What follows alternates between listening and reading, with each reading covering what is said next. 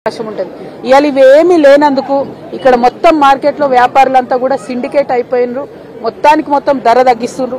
వచ్చినటువంటి రైతు ఒక్కొక్కరు 2, 3, 4 రోజులు వెయిట్ చేస్తే కూడా కనీసం ఈ వెరైటీ ఏంది బిల్ ఏందని చేస్తలేరు. చేసి ఇక తప్పనిసరి పరిస్థితులలో రైతు ఇక ఇచ్చిపోయేటటువంటి పరిస్థితిని తీసుకొచ్చి ఒక విధంగా చెప్పాలంటే నిజంగా రైతుల్ని బ్లాక్మెయిల్ చేసేటటువంటి పరిస్థితి ఇక్కడ కనబడతా ఉంది. వచ్చిన రైతు ఖాళీ చేతులతో ఎట్లా వెనక్కిపోతాడు, మళ్ళా పంటనంతా ఎట్లా ఇంటికి తీసుకుపోతాడు, ఆ దీనమైనటువంటి పరిస్థితిలోకి నెట్టుతున్నారు. మార్కెట్కి వచ్చిన రైతులు 3, 4 రోజులు ఇక్కడ వెయిట్ చేసి ఉండడం అన్నది నిజంగా చాలా దారుణమైనటువంటి పరిస్థితిని కూడా మనం చూస్తా ఉన్నాం. ఏ వెరైటీ పసుపైనా, ఎంత మంచి వెరైటీ పసుపైనా కూడా దాని ధరను తగ్గించేటటువంటి ప్రయత్నం మరి ఇక్కడ ఉన్నటువంటి వారందరూ కూడా చేస్తున్నారు. అది వ్యాపారవేత్తలు కావచ్చు, ప్రభుత్వం మెయిన్ గా పట్టించుకోకపోవడంతో ఈ పరిస్థితి వస్తుందని నేను భావిస్తా ఉన్నా. ఇవాళ నేను ముఖ్యమంత్రి రేవంత్ రెడ్డి గారిని మా నిజామాబాద్ పసుపు రైతుల తరఫున విజ్ఞప్తి చేస్తా ఉన్నా. మీరు ఈ నిజామాబాద్ ప్రాంతానికి వచ్చినప్పుడు ఎన్నికల ప్రచారంలో మీరైనా రాహుల్ గాంధీ గారైనా పసుపుకు మేము 12,000 ఇస్తామని చెప్పారు. పసుపు ఎంత కమ్ముడు అయినా సరే మీకు తక్కువ పడితే ఆ మిగిలిన అమౌంట్ బోనస్ ఇస్తామన్నారు. మరి ఇవాళ ఇక్కడ చాలా మంది మాట్లాడిండ్రు 8,000 కమ్ముడు అయింది, 7,500 కమ్ముడు అయింది, 10,000 కమ్ముడు అయింది. ఆ మిగతా అమౌంట్ ఏదైతే ఉంటుందో మీరు బోనస్ ఇవ్వాలని చెప్పి నేను డిమాండ్ చేస్తా ఉన్నా. ఒకవేళ 9,000 పసుపు పోతే మీరు 3,000 రైతుకు బోనస్ కట్టిండి. ఎందుకంటే లెక్కలు ఉంటాయి, పేర్లు ఉంటాయి, ట్యాగ్ ఉంటుంది, బిల్లు ఉంటుంది, మోసం జరిగే ఆస్కారం ఉండదు, మీ దగ్గర డేటా లేదనేటటువంటి పరిస్థితి ఉండదు. వచ్చిన ప్రతి రైతు కూడా మార్కెట్ యార్డుకు రికార్డ్ అవుతుంది. కాబట్టి పసుపు రైతులకు బోనస్ ఇవ్వాల్సిందిగా రాష్ట్ర ప్రభుత్వాన్ని నేను డిమాండ్ చేస్తా ఉన్నా. కేంద్ర ప్రభుత్వం మీద 15,000 మద్దతు ధరకై పోరాటం కొనసాగుతుంది. పసుపు బోర్డుకు చట్టబద్ధత రావాలనే విషయం కొనసాగుతుంది. దిగుమతులు తగ్గాలనే విషయం కూడా కొనసాగుతుంది. ఆ పోరాటం జరుగుతూనే ఉంటది.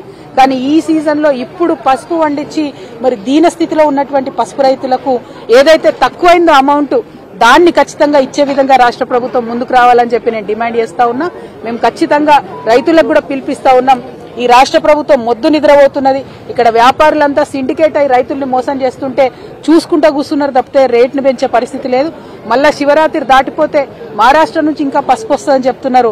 మహారాష్ట్ర నుంచి కూడా పసుపు మన మార్కెట్కి వస్తే ఇక మొత్తానికి మొత్తం మన తెలంగాణ పసుపు రైతులు ధర కంప్లీట్ గా తగ్గిపోయి ఆగమయ్యే పరిస్థితి ఉంటది. కాబట్టి నేను రైతులందరినీ కూడా కోరుకుంటా ఉన్నాను, వేడుకుంటా ఉన్నాను. ఇక పోరాటం చేసేటటువంటి సమయం ఆసన్నమైంది. మనం 1వ తారీఖు, 2వ తారీఖు, 3వ తారీఖు మనందరం అనుకొని ఒకరోజు కలెక్టరేట్ దిగ్బంధనం పెడదాం. ఆ లోపల కనుక ప్రభుత్వం దిగి రాకపోతే ఖచ్చితంగా మా నిజామాబాద్ జిల్లా కలెక్టరేట్ ని ముట్టడిస్తాం. ఆ దిగ్బంధనంలో రైతులందరూ కూడా పెద్ద ఎత్తున పాల్గొనాలి. కలెక్టరేట్ ముంగటనే కూర్చొని బాజాప్తా పసుపు ముందట పోసి కలెక్టరేట్ ముంగట మేమందరం కూడా ధర్నా చేస్తాం. ఎందుకంటే 9 నెలలు కష్టపడితే ఎట్లా ఒక తల్లి బిడ్డను మోస్తుందో అట్లా రైతు పసుపును మోస్తాడు 9 నెలలు. మీకు ఇంత కూడా పట్టింపు లేదు. ఎన్నికల కోసం ఓట్ల మందం వచ్చి ఎటువడితట్టు మాట్లాడిపోయినారు. ఇవాళ ఆ మాట నిలబెట్టుకోవాల్సిన సమయం వచ్చింది. పోయినసారి రైతు నష్టపోయిండు, ఆనాడు మీరు ముందుకు రాలేదు. ఈ సంవత్సరం రైతు నష్టపోతున్నాడు. ఇప్పటికన్నా మీరు ముందుకు రావాల్సిందిగా నేను రేవంత్ రెడ్డి గారిని డిమాండ్ చేస్తున్నా. 8,000 రైతు అమ్మితే ఆయనకు 4,000 ఇవ్వండి, 9,000 అమ్ముడు పోతే 3,000 ఇవ్వండి. మొత్తానికి 12,000 నింపేటట్టుగా చేయాలని ఈ ప్రభుత్వాన్ని నేను డిమాండ్ చేస్తా ఉన్నా. ఇక మనం చూసినాం నిన్న రేవంత్ రెడ్డి గారు మహబూబ్ నగర్ లో మీటింగ్ పెట్టిండు. ఆడ అడగోలు మాటలు మాట్లాడిండు. ఇక నోరుంది కదా అని గంపగయ్యాల లెక్క ఒర్రుడు తప్పితే అందులో విషయం ఏం లేదు. అయితే ఇవాళ రైతన్నలకు, తెలంగాణ వ్యాప్తంగా ఉన్న రైతన్నలకు తెలవడానికి నేను ఒక విషయం చెప్పదలుచుకున్నా. ఎప్పుడైతే ఆంధ్రప్రదేశ్ ముఖ్యమంత్రి చంద్రబాబు నాయుడు గారు, రేవంత్ రెడ్డి గారు ఆ ఇద్దరు కూడా ప్రజాభవన్ లో మీటింగ్ పెట్టుకున్నారో ఆ తర్వాత ఇమీడియట్ గా పోయి చంద్రబాబు నాయుడు గారు నేను గోదావరి నుంచి నీళ్లు తీసుకొని బంకచెర్ల నుంచి తీసుకుపోతానని ఆయన ప్రకటించిండు. నాకు అర్థమవుతున్నది ఏంటంటే ఇది ప్రజలందరూ కూడా నిశితంగా గమనించాలి. ఆ ప్రజాభవన్ మీటింగ్ పెట్టుకొని రేవంత్ రెడ్డి గారు చంద్రబాబు నాయుడు గారికి బ్రీఫ్ చేసిన తర్వాత చంద్రబాబు నాయుడు గారు ఈ బ్రీఫ్డ్ మీ అని చెప్పి బయటకు పోయి బంకచెర్ల మొత్తం కూడా ఆ రిజర్వాయర్ కడతామని చెప్పి ప్రకటించారు. ఎన్ని టీఎంసీలు తీసుకుపోతారట?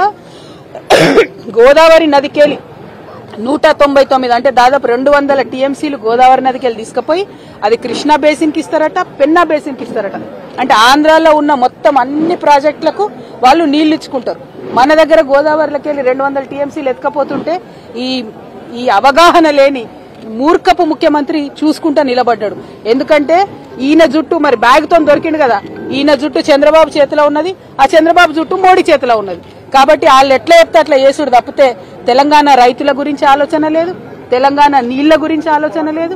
ఇది దారుణమైన విషయం. నేను ముఖ్యమంత్రి గారిని సవాల్ చేస్తా ఉన్నా, నిజంగా మీరు తెలంగాణ హితం కోరేటటువంటి ముఖ్యమంత్రి అయితే ఎందుకు ఉత్తరం రాస్తలేవు కేంద్రానికి? రాయొచ్చు కదా మోడీ గారికి, మేము ఒప్పుకోం మీ ప్రాజెక్టు చంద్రబాబు ప్రతిపాదనని, కోర్టులో కేసు వేయొచ్చు కదా. ఎందుకు వేస్తలేవు? కేసీఆర్ గారు ఆనాడు రాయలసీమ ప్రాజెక్టు కడితే స్వయంగా తనే పోయి ప్రధానమంత్రికి కంప్లైంట్ చేసిండ్రు, ఉత్తరం రాసిండ్రు, గ్రీన్ ట్రిబ్యునల్ కేసు వేసిండ్రు, స్టే తీసుకొని వచ్చిండ్రు. ఎస్ఎల్బీసీ రైట్ కెనాల్ విస్తరణ చేస్తే ఆనాడు కూడా ఉత్తరం రాసిరు, దాన్ని వ్యతిరేకించారు.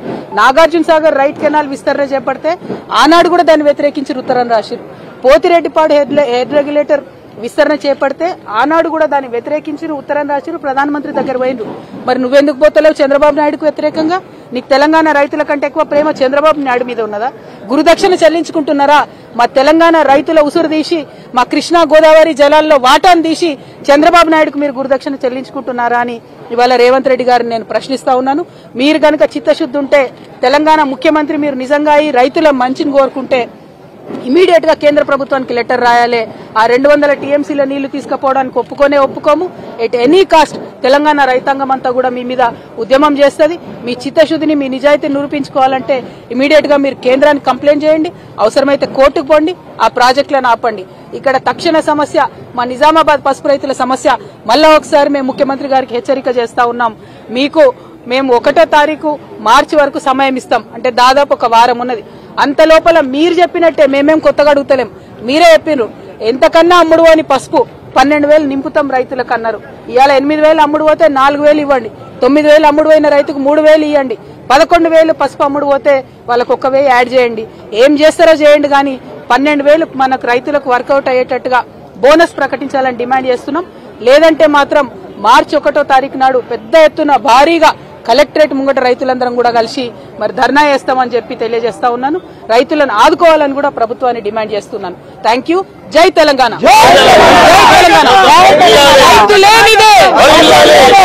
రైతులేనిదే పసుపుకు వెంటనే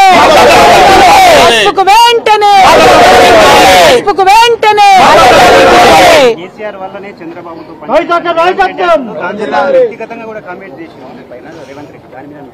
ఆయనకు వ్యక్తిగతంగా కమెంట్ చేసుడు తప్ప ఇంకో పనేముందే? నోరు ఉంది కదా అని మాట్లాడే పడతాడు. పని వేయాలా, బాధ్యతాయుత పొజిషన్లు ఉన్న వాళ్ళు మాటలు తక్కువ వేయాలి, పని ఎక్కువ వేయాలి. నిన్న ఏం మాట్లాడిండండి ఆయన మీటింగ్ లో?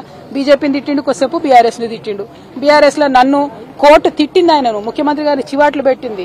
నువ్వు ఆ కవిత గారి విషయంలో నువ్వు మాట్లాడొద్దని చివాట్లు పెట్టింది. సుప్రీంకోర్టు చివాట్లు పెట్టినటువంటి చరిత్రలో మొట్టమొదటి ముఖ్యమంత్రి మన కర్మగాలి, మన తెలంగాణ ముఖ్యమంత్రి రేవంత్ రెడ్డి. అయినా కూడా ఆయన విఘ్నత పాటించకుండా నా మీద ఎటువంటి అటు మాట్లాడితే అది చరిత్ర నిర్ణయిస్తుంది. ఇగో మా అన్నదమ్ములు అందరూ ఉన్నారు, వాళ్ళు కూడా చూస్తారు, వాళ్ళు నిర్ణయిస్తారు సమయం సందర్భం బట్టి. నేను కూడా మళ్ళీ అట్లా మాట్లాడి నా స్థాయిని నేను తగ్గించుకోదలుచుకోలేదు. ముఖ్యమంత్రి గారు ఆలోచన చేసుకోవాలి. సుప్రీంకోర్టు చివాట్లు పెట్టినాక కూడా నన్ను ఏదో అంటే అనని, నాకు పోయేదేమున్నది? ప్రజలు చూస్తారు, ఆయన స్థాయి తగ్గుతుంది తప్ప నా గౌరవం ఏం తగ్గదు. 1, 2 అవన్నీ పక్కకు పెట్టి మీరు చెప్పిన మాట చెప్పినట్టు చేయండి. రైతులకు బోనస్ ఇస్తానని ఇవ్వండి, నీళ్లను కాపాడండి, గోదావరి నీళ్లు. ఆ 2 పనులు చేయాలని ముఖ్యమంత్రి గారిని డిమాండ్ చేస్తున్నా. జై తెలంగాణ.